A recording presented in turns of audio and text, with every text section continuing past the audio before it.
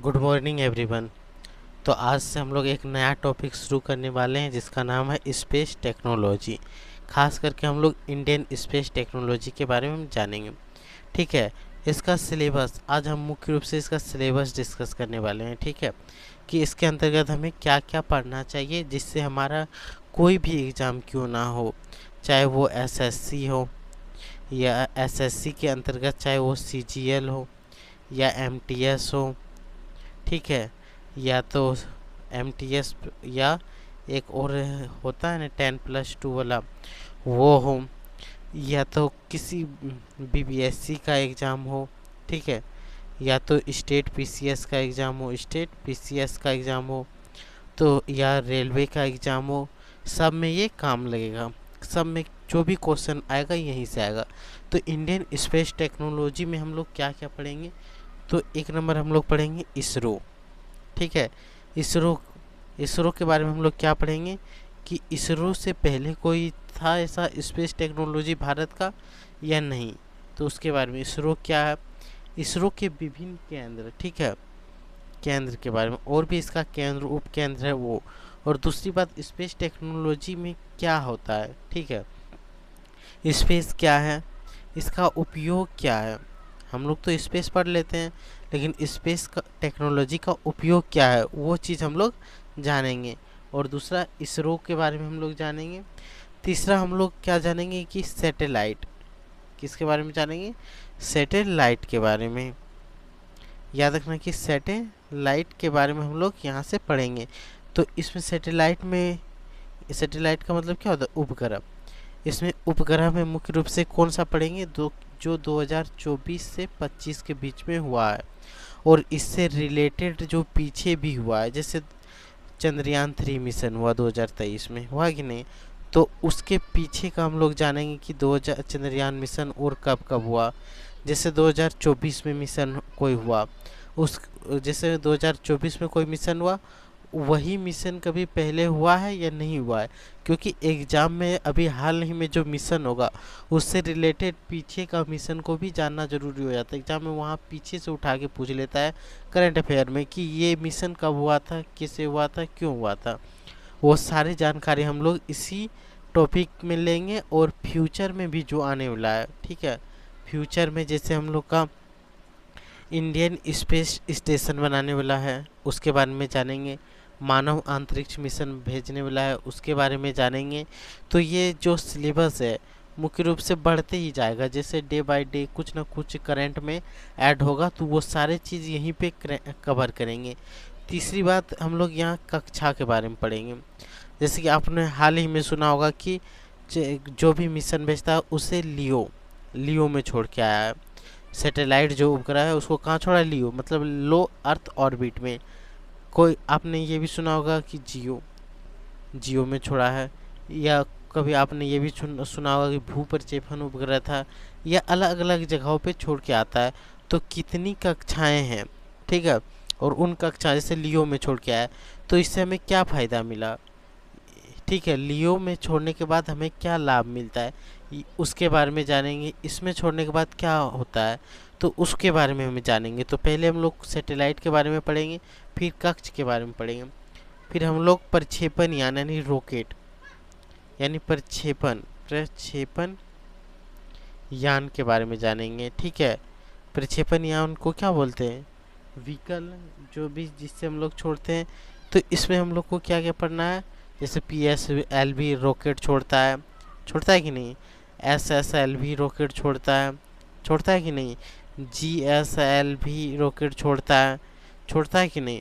तो इसके बारे में PSLV के बारे में अब हम लोग फुल से डिटेल्स लेंगे। क्या PSLV कितना वजन लेके जा सकता है, ठीक है, PSLV रॉकेट कितना वजन लेके जा सकता है, क्या PSLV एक से ज़्यादा रॉकेट को ले जा सकता है, वो पढ़ेंगे।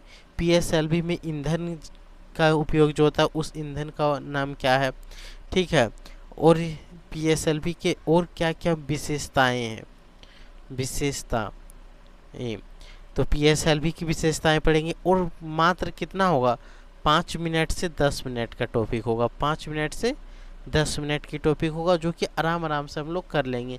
अगर आप लोग जुड़ेंगे तो जल्दी जल्दी फटाफट करेंगे, अगर आप देर लेट से जुड़ेंगे तो हम लोग धीरे धीरे इसको सॉल्व करेंगे। ठीक है, प्रक्षेपण यान के बारे में जानेंगे और क्या होगा, जैसे सूर्य पे भेजा रहा है आदित्य L1 मिशन भेजा गया, उसके बारे में जानेंगे।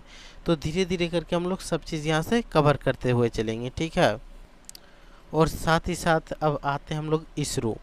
ठीक है, इसरो में हम लोग क्या क्या पढ़ेंगे। इसरो का केंद्र जो होता है जहाँ से रॉकेट प्रक्षेपण होता है, जैसे सतीश धवन प्रक्षेपण केंद्र है, कहाँ पे है, तो हम लोग बेसिकली ऑब्जेक्टिव सोर्स से पढ़ेंगे कि कहाँ पे है, वहाँ पे से कौन से उपग्रह को लॉन्च किया जाता है, कौन सा व्हीकल का उपयोग किया जाता है और वहाँ पे क्या होता है। तो विभिन्न प्रकार के केंद्र हैं, उनमें किसी केंद्र में आप देखेंगे कि उस डिजाइन बना रहा है, किसी में उसका विकास हो रहा है, किसी में वो जांच हो रहा है, किसी में उसका क्या हो रहा है, रिपेयरिंग हो रहा है। तो कहाँ पे रिपेयरिंग होता है, कौन सा केंद्र पे, वो सारे चीज़ की जानकारी अगर आप जानना चाहते हैं तो मात्र 5 से 10 मिनट के वीडियो के लिए आप मेरे साथ स्पेस टेक्नोलॉजी में जुड़ सकते हैं। चैनल का नाम आप याद रख सकते हैं MKC एजुकेशन। ठीक है, जो मुख्य रूप से शिक्षा और विकास, शिक्षित लोगों के लिए और शिक्षा को बढ़ावा देने के लिए फ्री में। ठीक है, अगर आप नोट्स जो बताएंगे वो हैंड राइटिंग अगर नोट चाहिए तो आप MKCEIG, ये टेलीग्राम का लिंक है, टेलीग्राम में आप जाके ज्वाइनिंग कर सकते हैं। वहाँ से आप जो भी हाथ से PDF बोलते इसमें बना बना के बताएंगे वो सारे चीज़ आपको यहाँ पे मिलेगा। ठीक है, साथ ही साथ कुछ इंटरनेशनल स्पेस एजेंसी को भी यहाँ पे हम लोग कवर करेंगे। इंटरनेशनल स्पेस एजेंसी, ठीक है, space agency, international space agency में हम लोग मुख्य रूप से जो कि इम्पोर्टेंट हो जाता है। अब हम लोग पाकिस्तान का तो नहीं कर सकते हैं भाई, पाकिस्तान में है स्पेस एजेंसी, बहुत ही घटिया है, उससे एग्ज़ाम आएगा ही नहीं। एग्ज़ाम में कहाँ से आएगा, तो नासा से आ सकता है, जापान का जेपैक्स से आ सकता है कि नहीं, यूरोपीय यूनियन का जो स्पेस एक्स है उससे आ सकता है, जापान का स्पेस एक्स से आ सकता है, रसिया का स्पेस एक्स से आ सकता है, और कहाँ से आ सकता है, चाइना का स्पेस एक्स से लगभग थोड़ा बहुत आएगा। और सबसे इम्पोर्टेंट बन जाता है नासा का स्पेस एक्स से तो हमेशा आता ही रहता है। तो कुछ इंटरनेशनल स्पेस एजेंसियों के बारे में भी हमें पढ़ना है, उसकी जानकारी लेना है, और सिर्फ छोटा छोटा टॉपिक होगा, कोई बड़ा नहीं कि आपको बैठ के 2 घंटा तक देखना है, नहीं, मात्र 5 मिनट या 10 मिनट, टॉपिक का जैसे डिमांड होगा वैसे ही हम लोग इसको स्टार्ट करेंगे। ठीक है, तो यहाँ तक अगर क्लियर हो गया हो तो शेयर ज़्यादा से ज़्यादा करें ताकि हमें मोटिवेट मिले कि चैनल ग्रो कर रहा है। उसी के साथ हम लोग स्टार्ट करेंगे और नए नए टॉपिक जो अभी सोच के रखे हैं और भी ज़्यादा टॉपिक हम लोग पढ़ेंगे और कवर करेंगे। ठीक है, अगर आप लोग इंटरेस्टेड हो तो ज़रूर से ज़रूर चैनल को सब्सक्राइब करके और सब्सक्राइब करना है, और जो भी आपके दोस्त मित्र हैं वहाँ तक तो ज़रूर शेयर करना है ताकि आपके साथ आपके दोस्त भी सक्सेसफुल हो, आप दोनों का मंगल मिशन हो। ठीक है, तो यहीं से वीडियो को कंप्लीट कर देते हैं।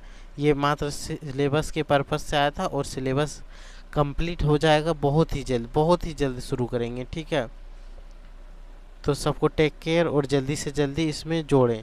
जितना ज़्यादा आप जोड़ेंगे उतने ज़्यादा हम एनर्जी लेवल बढ़ा करके पढ़ाएंगे और ज़्यादा हम लोग मेहनत करेंगे ताकि आपके पास अच्छे से अच्छे कंटेंट पहुँचे। ठीक है, इसके लिए आप जल्दी से जल्दी सब्सक्राइबर को भी थोड़ा सा इधर उधर शेयर कर सकते हैं बढ़ाने के लिए, और दोस्तों के पास तो ज़रूरी शेयर करना है। ठीक है, तो अब हम लोग नेक्स्ट वीडियो में आएंगे जो कि शुरू कहाँ से करेंगे, इसरो से पहले भारत में कोई ऐसा स्पेस एक्स था जो काम कर रहा था, उसके बारे में जानेंगे, और फिर हम लोग इसरो को अच्छे से खगाड़ के पढ़ेंगे। ठीक है, तो यहीं तक इसको रखते हैं, और बाकी वीडियो जो होगा हम लोग पार्ट 1, पार्ट 2, पार्ट 3 वाइज से कंप्लीट करेंगे। ठीक है, तो तत्काल के लिए good night and take care everyone, and जितना से जितना आप लोग जोड़ सकते हैं जोड़ना है।